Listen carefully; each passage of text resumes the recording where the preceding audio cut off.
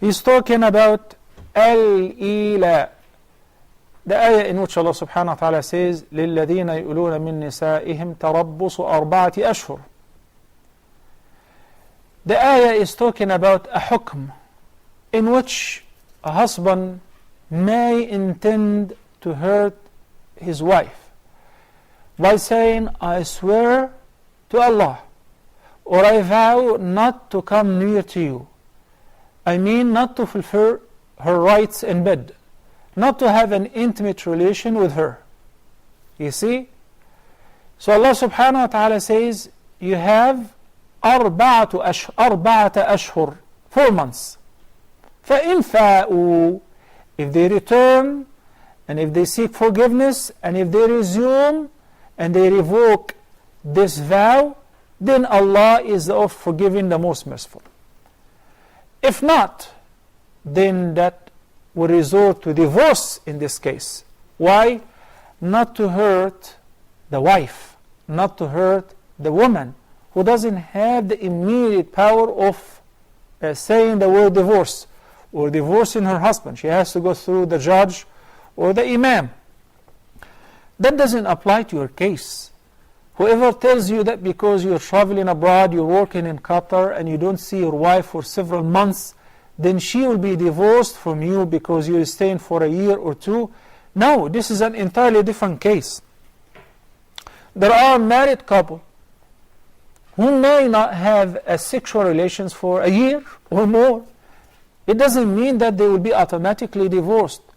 The hukm in this ayah in 226 of Surah Al-Baqarah, لِلَّذِينَ يُؤْلُونَ مِن نِسَائِهِمْ تَرَبُّصُ أَرْبَعَةِ أَشْهُرٍ, for those who intend to hurt their wives by saying, I swear or I vow not to sleep with you, not to have an intimate relation with you, open, without a limit, in order to hurt his wife.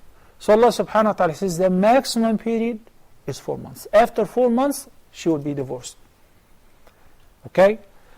In your case, Umar ibn al-Khattab, may Allah be pleased with him, heard the complaints of the women whom their husbands have been deployed to some battles and some expeditions for several months.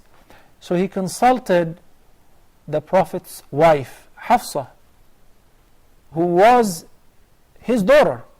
In this regard, what will be the longest period in which a woman can be patient for her husband's absence? So when she says in one narration 4 months, he ordered his commanders and the commanders of the Muslims army that no soldier should stay on the battlefield for more than 4 months, in addition to 1 month perhaps going to where is he deployed and 1 month returning back. So the maximum period should not exceed 6 months. Why? Because she too have rights. Unless if they all agree to that and they don't have a problem with that, especially when the man is traveling in order to earn his provision and provide for his family.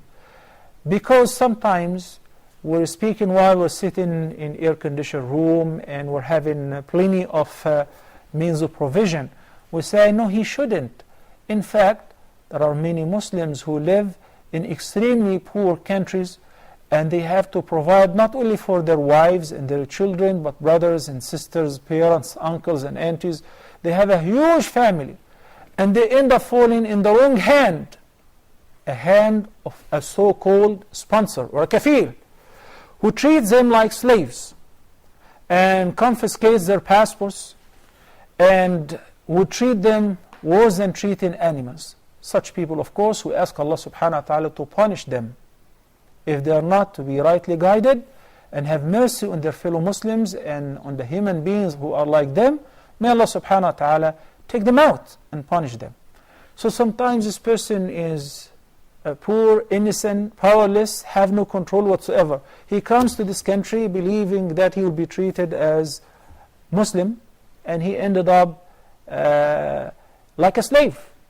He doesn't even have a power to ask for his passport, to visit his mother who's dying, or his father who's extremely sick. I get a lot of complaints, and you guys witness that. We have many questions came live to ask Huda. But in many other Muslim countries, alhamdulillah, shukla, they don't have this system.